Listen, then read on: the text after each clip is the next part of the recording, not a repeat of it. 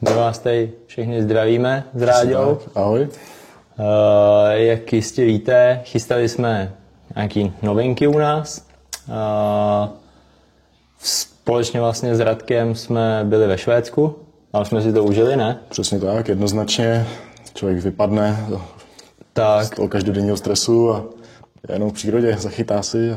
A měli jsme hlavně čas přemýšlet, co už nás vlastně jako štve, co by šlo vylepšit. A pak Ráďa dostal nápad, že bychom mohli s něčím jako přijít a teď přišel ten čas, něco vám k tomu řekneme. Ráďa, čím by si začal? Takže jsme seděli takhle na té chatě ve Švédsku, teď si tam hrabeme v těch věcech, přemýšlíme, říkáme si prostě, že ty inovace furt to musí nějak pokračovat, vymýšleli jsme, co provést novýho a tohle. Tak jsme si potom nějak vymysleli, že bychom se pustili do vlastních gumových nástrah. Ten moment to trklo mě, že vlastně už jsem to kdysi dávno měl jako v hlavě, jenom jsem k tomu už neměl prostě jako kapacity fyzický, psychický a prostě pak vlastně k nám nastoupil Ráďa, funguje to, všechno super, máme společný koníček, což je paráda a vlastně když s tím Radek přišel, že bychom jako mohli začít vyrábět gumy, tak jsem to chopil za pačesy a říkám, dobrý, tak jdeme do toho. Určitě. Člověk se může v tom vyřádit, udělat, existuje tam milion barevných kombinací, milion tvarů, ať už vlastní formy, cokoliv. I ty barvy, jako co prostě člověk normálně nedostane na krámě, nebo je málo kde k vidění, můžeme to vyrobit, použít, odlišit se. Tak, je tam prostě i takový jako pokus omyl, jo, kolikrát prostě v tom chytit tu rybu rozhodujou strašně malý detaily. Jasně, kolikrát je to jedno, kolikrát tam člověk může máchat, co chce, ale někdy prostě se člověk dostane do té situace, že potřebuje něco, nějaký prostě ten game changer. Game changer, prostě. Přesně, game changer. Může to být jedna blbá tečka na nástraze, která celý rok fungovala a prostě pak další rok nefunguje, přesně, ale přidělá se tam tečka červená, nějaký target point a ta guma, kdyby člověk najednou měl v ruce svatý grál a ono to na ní jde, jo. A pak vlastně při tom chytání jsme začali už jako přemýšlet, co nás vlastně v dnešní době na těch výrobcích nebo na těch věcech, co chytáme, štve. Pak Ráďa přišel prostě s nějakým nápadem, návrhem. Přesně tak. A teď ten vám k tomu řekne, jako, co je takový to naše gro. Určitě. Člověk si řekne, že tam nejde vymyslet nějaká Amerika, objevit něco nového, prostě jsou to gumové nástrahy, jasně, ale člověk se snaží odlišit v těch detailech, který ve finále to člověku zpříjemní ten rybolov. Ta zásadní věc, co mě prostě štve, že když si člověk koupí gumovou nástrahu za nemalý peníze, napíchne jí nebo přišroubuje na ní stinger a po 2 hodech zjistí, že jí chybí očíčko, tak jako nejsem z toho nadšený, no. A pak někde na vodě dolepovat, je to nereálný, já jsem bordelář prostě tady na to, takže... To každý vláčkař, to určitě všichni ví, na začátku sezóny krásně srovnaná krabička a... 2 vycházky k vodě a je to v čoudu. Jo, takže jsme začali laborovat, jak by to vlastně šlo vyřešit, tady to odpadávání očíček. Přesně tak. A povedlo se nám to, což je prostě jako super a věřím tomu, že za půl roku to budou dělat všichni. Ale prostě teď mi přijde, že jsme snad jediný, u koho jsem to jako viděl. A to jsou vlastně zalaminovaný očíčka. Jo, takže vlastně to očíčko nemá šanci vám spadnout, ať budete dělat, co budete dělat. To dřív tu gumu utrhnete, nebo vám jí dravec prostě ucvakne. Jo? Ale to očíčko prostě furt drží na svém místě a kolikrát to očíčko je právě ten target point, který prostě pak, když vám spadne, tak ta guma může přestat být funkční a guma je prostě znehodnocená. Tak, teď se přesuneme k tomu vlastně, co jsme vymysleli. Tvary, barvy, materiál, nějak vám to popíšem. Taky info o těch gumách. Tak, byl to Ráďovo nápad, Ráďa začíná. Dobře, že to mě tak naházíš, tak já začnu určitě kopitem. Je to vlastně klasický kopyto, ploutvička dole,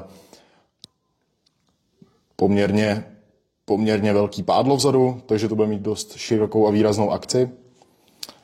To kopyto máme aktuálně v kolika rozměrech? 6,5, 10, 12,5, 14 a 16 cm. 16 cm. Plánují se ještě větší velikosti. Tak.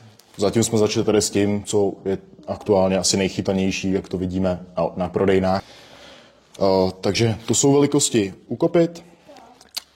Jako další typ tady máme smáčky. Smáčky vyrábíme v různých provedeních, ať už jednobarevný, dvoubarevný, tříbarevný. Ty mají 12,5 cm. Přesně tak. A pak takovou mojí oblíbenou záležitost, a to jsou tyhle dvouocasí bestie. To je prostě na štíky magnet. Má nějakých 16 cm. Za mě úplně jako normální velikost. 20 cm gumu vám vezme 50, 60 štíka a jen to hvízdne. Jo? Takže určitě není potřeba se prostě jako toho bát. Tady u toho tvaru bych ještě zmínil prostě to, že v posledních letech byl velký boom, prostě ty gumové nástroje jakožto kopyta, ty twistery šly malinko do pozadí, takže ta nová generace ryb se s tím neměla šanci tolikrát setkat. Dřív guma znamenalo prakticky twister, dneska to znamená prakticky kopyto, takže zase pro ty ryby je to něco novýho. A můžu jako za nás dva říct, že 75% prostě si troufnu říct jako štik, máme prostě jako nachytaný na twistery, jo, prostě nějaký pomalý vedení, propad a přijde mi, že ty štiky prostě čím dál tím víc jako milujou ty twistery ocásky, jo. Viděli jsme to i v tom Řecku, kdy prostě třeba 2 dny jsme nebyli schopni na kopítko prostě udělat jako ani drb, člověk tam dal twistera, cokoliv, wobbler, prostě a ten záběr jako přišel, jo? Takže něco na tom bude. Určitě. Je to o změně nebo stereotypech. Tak. A ta změna může nastat kdykoliv. Může být rok, kdy budou chtít jenom kopyta, může být rok, kdy zase pojedou smáčky, jo? Takže to člověk nikdy neví. To je asi takhle k těm tvarům, velikostem všechno. Samozřejmě je to teď náš první start ve výsledku, řekl bych, na konci sezóny, aby jsme měli delší dobu jakoby na tu novou se připravit určitě, a vás připravit. Určitě. Nějakou zpětnou vazbu od vás. Tak, tu ještě stihneme snad do konce roku od někoho z vás, takže určitě uvidíme. Já nevím, Kubo, přesuneme se k barvám? Asi bych se přesunul k barvám. U každé nástrahy, kterou u nás na stránkách nebo na krámě najdete, na krámě to samozřejmě napsaný nebude, ale na těch stránkách na e-shopu, tím, že to vyrábíme spolu, jsme prostě tým, tak každý máme nějaký jiný myšlení, jiný styl těch gum, těch barev, tak prostě tam uvidíte napsáno, že ji vyrobil Radek a vyrobil jsem ji já. Předem říkám, není to žádný přebal, prostě fakt každá guma nám dvou projde rukama. Přesně, všechny ty výrobní postupy tak. Máme i 10krát v ruce, než je ve finále v sáčku na krámě. Přesně tak a pak stačí jeden hod a visí, jo. Každý to určitě zná. Takže když to řeknu, Ráďa prostě řekne, dneska jdu vymýšlet tuhle barvu, která se tím momentálně, jako bych řekl, že povedla. To zrovna, jak jsi zmínil, tady to kopítko, samozřejmě bude i v ostatních variantách. Co by si k té barvě řekl?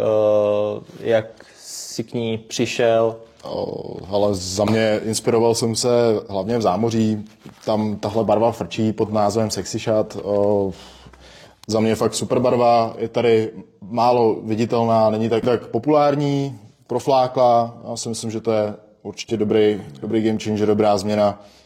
Vlastně má průhledný bříško, neonový proužek, některý děláme fakt s čistým lineárním proužkem, některý ho mají trošičku jako rozprsklej. Já mám radši třeba ty rozprsklý, ale záleží na vkusu. Tak, zase nejsme jako fabrika, jo, prostě každá guma je originál, může se lišit i trošičku odstín té barvy, jo. A neřekl bych, že to je nevýhoda, že ti do toho skáču. Z toho důvodu jsme schopní, někdo přijde, řekne, chtěl bych 10 kusů takovéhle gumy, takovouhle barvu, nevidím v tom problém absolutně. Okay, zkusíme ji vyrobit, s tím není problém. Jasně. A pak vlastně ten vrch ještě na té gumě je vlastně modrej. Mně přijde, že poslední jako rok a půl začíná být modrá na štiky zase víc jako populární, jo? Takže teď třeba ta barva tady není tolik chytaná, ale věřím, že někdo prostě má s modrou dobrý zkušenosti. A pak přesně, jak jsme říkali, velký očička, zalaminovaný, jo? Ty barvy těch očíček se nám taky mění, jo? Podle skladové dostupnosti, kolikrát vyrobíme s Ráďou nějakou barvu, pak řešíme hodinu, jakou barvu očíček na to dáme, jo? Aby to fakt jako bylo wow pro ty ryby. Takže to je Ráďovo Sexy Shot.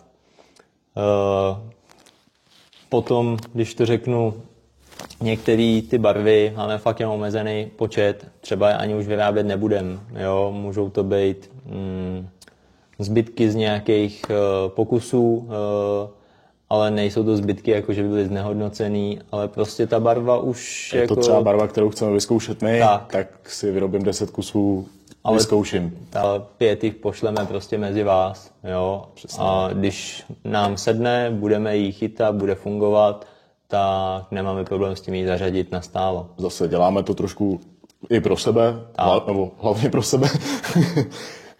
Chceme prostě něco, na co se fakt zachytáme, tak jako prostě podle toho se jako odrážíme v těch barvách a ve všem ostatním. Já třeba rád chytám přírodní barvy, vyrobil jsem si tady přírodní naprobenou oukle, třeba na Labe prostě. Tak tam to vzniká nějak, ty myšlenkový pochody, no. Prostě jedu tam, chci vyzkoušet tohle, pak jedeme tam na závody, tak zkusíme něco jiného zase. Já jak o tom mluvíš, tak už mě bolí rameno. To je z toho házení. Jo. A já zase tím, jak jsem říkal, prostě ta modrá, tak tady mám třeba 10 cm kopítko v kombinaci se stříbrnou. Za mě prostě barva, co má potenciál a věřím, že bude jako makat. Jo. Ať už na vokouny nebo na sandáty, jo, takovýhle kopítko. Takže ty barvy jsou fakt jako nekonečné množství možností. Kolikrát fakt s Ráďou už jako tady hodinu sedíme a přemýšlíme, co bychom mohli zase jako vyrobit. Přesně tak. Ještě v neposlední řadě do spousty z těch nástrah dáváme ještě UV aktivní barvy. Zase někdo tomu věří, někdo ne, ale myslím si, že to vliv má na ty dravce, kort v nějakých zhoršených světelných podmínkách, v nějaký určitý hloubce. Jo. Ta UV barva prostě má lepší, nebo UV světlo má lepší prostupnost vodou, takže ta nástraha pak vynikne ve větší hloubce, v kalnější vodě. Je to zase nějaký plus, co tam jsme schopní přidat. Pozor jenom neplést si UV barvu a svítící fosforeskující barvu, jo. Tu samozřejmě máme taky, to neříkám, ale vlastně fosforeskující barva nebo fluorescenční je vlastně, když se nasvítí UV-čkovým světlem, tak vám pak svítí. A UV-čková klasická barva je prostě takhle zářivá, když to řeknu neonová. A svítí pod modrým světlem vlastně. Takže tak, to jsou taky jenom rozdíly. Jo, takže třeba tady na té gumě je vlastně použitá zelenočerná na hřbet, zlatý proužek a právě fosforeskující, svítící červený bříško, takže při nasvícení UV-čkovým světlem to pak září a svítí. Přesně, někdo to používá, někomu to funguje, někdo tomu nevěří. Máte to dneska jako s aromatama, to bych rád řekl. Nemáme je aromatizovaný, neříkám, že na zakázku není problém to udělat, ale víc nám to sedí takhle. Si to prostě dělá pak tady to, když to řeknu, každý jak chce. Ty boostery samozřejmě máme na prodejnách, mám na to i dobrou jako vazbu. Spousta zákazníků prostě přišla, hele, nefungovalo, naaromatizoval jsem a najednou to funguje. Jo, takže budou vody, kde to maká. To asi k barvám. Přesně tak. Ty barvy vám samozřejmě budeme průběžně dávat do stories, na e-shop, na prodejnách se budou ukazovat. Tam, když se chcete podívat na barvy, tak v nejlepší otevřít e-shop, přesně naše stránky a podívat se konkrétně. Jo, samozřejmě některé barvy jsou prostě nevyfotitelné, takže se budeme snažit vám i točit videa z různých úhlů těch nástrah, co se třeba nově zařadí, nebo co máme, samozřejmě i od vody. A prostě pokaždý to vypadá jako jinak, jo. Zmíním třeba tuhle jsou si velice podobný, ale tady ten hřbet je dělaný vlastně jako chameleon. Nemožný vyfotit. Z jednoho úhlu je zelená, z jednoho úhlu je zlatá a z jednoho úhlu je červená, jo. A prostě naživo je to mrda. Prostě tak bych to jako shrnul, jo. Nejjednodušeji. Tak. Jo, takže barvy bych nechal barvama. Určitě. Zkusil bych popsat nějaký metody, jak to vlastně napíchnout, abyste to mohli poslat do vody. Přesně tak. Tady v krátkosti jenom možnost klasická jigová hlava, žádná věda, to všichni snad znají. Tady je zóna, bych řekl, tuším nějaká 9,0, 10 gramů, 14 kopítko, ale každý samozřejmě ty gramáže chytá jinak. Jo. Určitě je to velikost, někdy ty ryby to dobírají suprově, takže bude stačit na háček někde v první třetině. Přesně tak. Někdy, když jsme třeba na těch závodech nebo tak člověk prostě nechce o tu rybu přijít, tak holt na úkor trošku horší akce, člověk dá delší háček, zase ta zásekovost je prostě úspěšnější. Ale to je na každém z nás, prostě, jak si to vybere. Tak. To samý. Pak se dá vymyslet něco takového vlastně s přidaným trojháčkem, se stingrem, zavrtávací hlavou nebo jenom shallow screwem. Tady třeba je použitá prostě takováhle zavrtávačka. No, ale každý má taky svoje typy. Přesně. Když je hodně vázek, dáme vlastně trojháček na hřbet. Když tam není problém s tím, dáme ho na bříško. To je zase na každém z nás. Pak případně není problém použít dovažovací trny, vychytat si to, aby se vám nástraha nepřevažovala. Ale... Tak, to samé vlastně tady nemám závaží, tak není nic lehčího, než tam prostě cvaknout závaží extra, když to potřebuji dostat do nějakých hloubek, prostě 5-6 metrů a plynule to tahat v nějaký hloubce, jo. Takže všechno se dá řešit, ale to už za mě jako musí rybář prostě vědět, jak si tady s těma situacemi poradit. Přesně tak. To samé, jak je jigová hlavička, tak se dá použít čeboraškový háček s čeboraškou. Je to taky operativní, člověk nemusí tahat tolik gramáží jigovek, dokáže si to uspůsobit. Tak. A potom ještě nastražení na offsetový háčky. Kort tady u těch dvojitých twisterů, když to člověk, třeba v tom Švédsku, když to člověk fakt potřebuje vodit někde mezi leknínama a házet to tam, i tady na našich vodách určitě. Pod větve a tak, dá se to použít klidně takhle bez závaží, v malých hloubce, kdy ty štíky v létě stojí prostě. Jo, a není s tím absolutně problém. Přesně tak, viděli jsme to letos na Predator Lakeu, kdy jsme si byli zachytat. Tam jsme prostě všechny štíky udělali pomalu jako pod hladinou, bez závaží, na offset, pomalý propadávání, ta nástraha vám prostě nejde rychle ke dnu, ale fakt prostě pomalinku. A to, jak ty nástrahy máme z hezky měkkýho materiálu a podajnýho, tak vlastně není problém, tak jenom pod tou zátěží toho háčku, aby ta nástraha pracovala i při tom propadu. Jo, že když zastavím navění, propadá, furt se nějakým způsobem vrtí ty twisterové ocásky vzadu. No, tady jsou vlastně, ještě řeknu, nastražený i ty kopyta, tady je dvojstinger. S 2 trojháčkama. Ta ve spod, tady je prostě s jedním nahoře. Nastražení se fakt meze nekladou. Co někomu pochutí, není problém. Tak, řekl bych, když to řeknu, ty smáčci budou určitě super prostě na candoše, takže tam bych třeba osobně volil tu čeborašku, nějakou lehčí gramáž, čeborašku, přesně. Háček a... Zase je tam kloubek nějaký, který prostě tomu přidá ještě to samé, potom nastražení na dropshot, úplně super, jak jsou fakt jako extra podajný. A je fakt jako extra měkule, jo, takže tam fakt prostě... Samozřejmě budou se lišit názory, že je to třeba hodně měkký, může přijít záběr, prostě vám tu gumu utrhne, roztrhá. Pak si člověk prostě musí říct, jestli chce ty záběry a obětuje nějakou gumu, anebo prostě tam dá tvrdý kopyto, bude bez ryb. Jo, to je samozřejmě jako na každém uvážení. Tam potom jako ta laminace tomu tu odolnost trošku zvýší, je to přece jenom nějaká ochranná vrstva ještě, která je nahoře, ale nesnižuje to tu podajnost, děláme to vlastně taky. Tak, ta laminace je, když to řeknu, vlastně dělaná tvrdostí stejně jako ta guma, takže se to ničím neliší. Nějaký chod to nenarušuje. Tak. A vlastně v poslední řadě, co třeba si oblíbila strašně Léňa, náš štáb, tak smáček třeba super prostě v kombinaci jako s chatterbitem, jako trailer nebo na spinnerbite. Určitě jako to má svý využití jinak než prostě na tu čeborašku, jo. Myslím si, že v tom Švédsku jsme moc teda na chatterbity nechytali, tam prostě chtěli. Jak nám to vypadlo. Tak. Je fakt, že asi tam taky kolikrát jsme měli nějakou tu já jsem ještě nechyt rybu na tohle, tak to tam jdeme dát a prostě jsme ji do hodinky udělali, jo. Takže jsme tam měli jako štěstí, že jsme fakt si zachytali na co jsme chtěli, aniž bychom byli nucený chytat, prostě tady funguje jenom tahle jedna věc a nic. A člověk se zase zdokonalí. Tak. O to přece dá prostě furt se někam posouvat, zlepšovat. Přesně tak. Ty Ráďa vlastně používá, nebo víc dělá ty větší nástrahy, protože prostě jede i sám Big Bite. Já furt držím prut dle mě správně, ne takhle.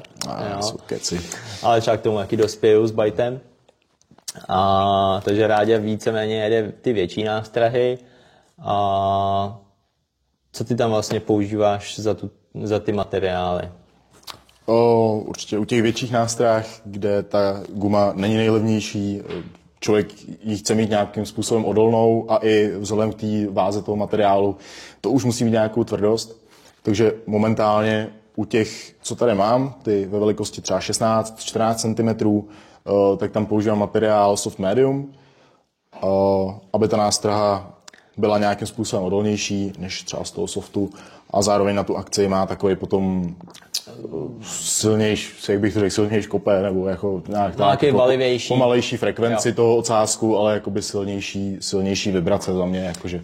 My si tady máme, tady je vlastně medium ve 14, to vlastně si dělal Sexy Shada v menším, a tady je vlastně soft, jo. Už jenom jako takhle to jde vidět, vlastně, že ten ocásek u toho softu fakt se vohne víc, jo. Takže je tam ten rozdíl určitě znát, jestli to je medium soft nebo soft, jo. Každopádně oba dva jako makají, i kdyby jsme to udělali z extra softu, ale tam pak jde i o tu životnost, jo. Nechceme prostě tam rvát do extra softové gumy 10-0 háček, a abych ji jako zničil ještě než ji nahodím, jo.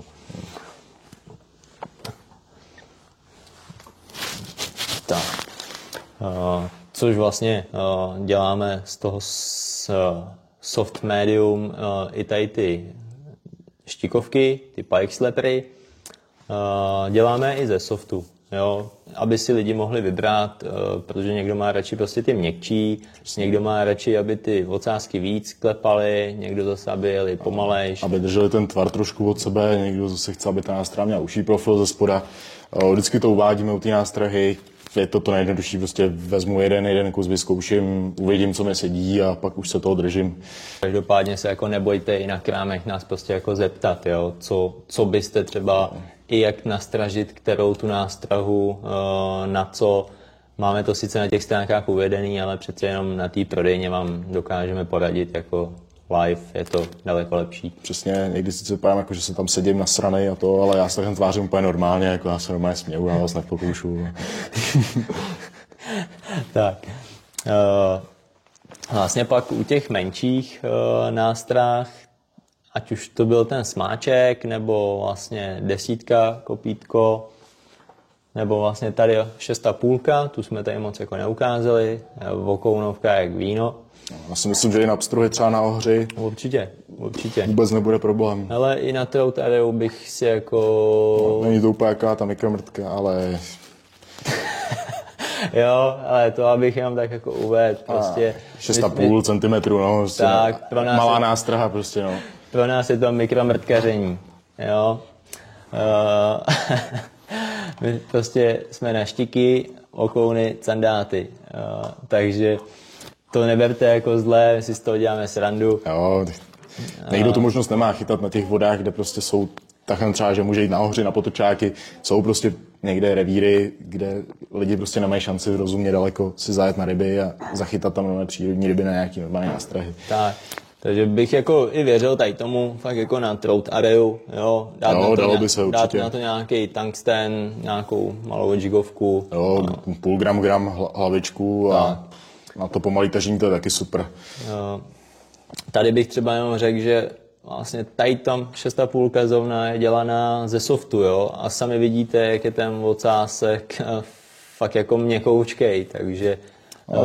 Zároveň se mi na té nástraze líbí, že na to, jak je malá, tak má poměrně vysoký profil nebo široký profil, že bude tlačit i nějakou vodu před sebou trošku, bude to působit jako nějaký větší sousto pro tu rybu, i při té kratší velikosti, která nebude jako způsobovat nějaký padání, že by to ta ryba nedobírala jako na dílku, ale bude to vypadat prostě jako nějaký hezký masitý sousto. A vlastně i ta odolnost. Jo, když to řeknu, čím tenčí prostě uší ten nástraha, tak tím jako je větší šance, že určitě vám to jako něco cvakne. Jo, ale samozřejmě i na tohle to se dá chytit štika. To neříkám, že určitě, ne. Určitě, v létě třeba prostě... Tak, když je potěr. Je hodně potěru, čonky největší se chytí na náhodu. Jo, přesně tak. Je to i v kaprařině, prostě neznamená velký bojlíz, velký ryby. A pak vlastně, jako když tady vezmu tu 10, tak tahle je dělaná vlastně z plovoucího softu, takže i smáček je vlastně z extra softu. Jsou si dost podobný, ale tahle vlastně ještě má tendenci plavat. Takže na sandáty to bude prostě pecka, na jigování podně. Myslím si, že i na prodejnách jako to slýcháme, jak lidi právě chytají, co preferujou. Spousta lidí prostě přijde, chci plovoucí nástrahu. Tak, z toho důvodu jsme to zařadili taky do výroby. My to třeba osobně moc nechytáme, ale samozřejmě začneme to zkoušet testovat, protože něco na tom určitě je, když ta nástraha vám při pomalém prostě popotahování zůstane vám takhle plavat a nespadne vám na dno někam mezi listí, kameny, ale má furt tendenci dráždit. S tou čeburaškou, nejenom s nějakou stand-upovou hlavičkou, prostě přesně to zase trošku něco jiného. A pak vlastně smáček, ty děláme víceméně jenom z extra softu, kvůli právě tomu, aby fakt i na ten vertikál fungovaly při tom co nejmenším vlastně. Přesně, když tam člověk udělá půl centimetrový pohyb špičkou, tak aby to na té nástraze bylo vidět. To si potom myslím, že můžeme ukázat někdy pod vodou, natočit nějaký záběry. To určitě. Je to všechno jako v plenkách, takže tady ty věci dáváme dokupy. Je to tak, prostě od 9 do 5 jsme na prodejnách a pak jako válčíme, takže ono teď v zimě je to docela jako problém mám mít natočit po 5. hodině video ve vodě. Myslím si, že by to mělo úspěch, ta černá obrazovka. Takže to bych asi řekl takhle k materiálům. A jak jsme říkali, jsme prostě malovýroba, takže rádi získáme i od vás nějakou zpětnou vazbu na materiál, barvu. Vy třeba můžeš mi prostě rádi podat z té mojí krabičky tu určitě modrou. Jo, jasný. Třeba tohle vlastně byl požadavek mýho táty. Je to vlastně bledě modrá, s komplet prostě zlatýma velkýma třpitkama. Když za mnou přišel s tím, že to chce vyrobit, tak jsem si klepal na čelo, že prostě jako sorry, ale to je největší nesmysl, co jsem jako kdy viděl. Tak jsem mu je vyrobil, samozřejmě jsem si ji vzal s sebou k vodě, ani jsem mu to neřekl. A když jsem viděl, co to ve vodě dělá, kdy ve výsledku ta modrá absolutně zmizela a v té vodě ve výsledku to vypadalo, že plave jenom miliarda šupinek zlatých. Jo? Do toho zasvítilo trochu sluníčko a to je za mě prostě takový lákadlo na štiky, jak když z rybky padají šupiny, to prostě ale to jsou ty věci, co třeba nás můžou jako, že nám to přijde jako blbost. Vy už jste to viděli nebo máte to vyzkoušený, ale my nejsme vševědoucí a budeme rádi za nějakou jako informaci nebo tipy, jo. Protože i tak to může třeba být super nástraha, jenom že my jí nevěříme, nebo my jsme ji neznali. Tak. V rybařině si člověk vždycky myslí, jako už vím všechno a pak mu ty ryby dají tak na prdel, že pak člověk řekne, já vůbec vlastně nic nevím, a jako je zase na začátku a furt je kam se posouvat, co zkoušet a sdílet mezi nějaké zkušenosti. Jsme jedna parta lidí s nějakým koníčkem. Přesně tak. Takže já budu rád, když prostě se i vy podělíte s náma o nějaký tipy. My to s Radkem vždycky zpracujeme. Samozřejmě, pokud prostě jako to bude fakt vymyslíte nějaký game changer, tak vás klidně prostě uvedeme, kdo tu nástrahu vymyslel. Jo? Nemáme s tím vůbec problém. Prostě jsme otevřený tomuhle. Já už jsem včera v noci tady dřel jak kůň, jo, všichni si spali, aby jsme už dneska vlastně měli na prodejně něco zabaleno, nějaký sortiment, ještě samozřejmě jsem v průběhu. Rychlej průřez aspoň. Tak, rychlej průřez. Takže Ráďa to měl jako all inclusive, prostě ráno přišel a hotový regál. Jo? Tak někdo to musel prodat, že jo, ještě. Tak, než jsme vám to sem stihli prostě jako tady to natočit, tak už se dneska prodávalo o 106, jo, takže... Já si myslím, že pár už jich je i smočených ve vodě, takže uvidíme, no, s čím zítra přijdou běžní zákazníci. Přesně tak, jo, takže už teď je najdete vlastně na e-shopu. Já už tam nějaký další barvy, co se stihly nafotit, přidávám, takže víceméně teď je zazásobená mostecká prodejna a já teď tvořím s Ráďou vlastně zásobu pro lounskou prodejnu a kdo ví, třeba se naše gumy objeví i na jiných prodejnách. Bude všechno záležet na vás, jak s tím budete spokojený a kam to jako dotáhneme.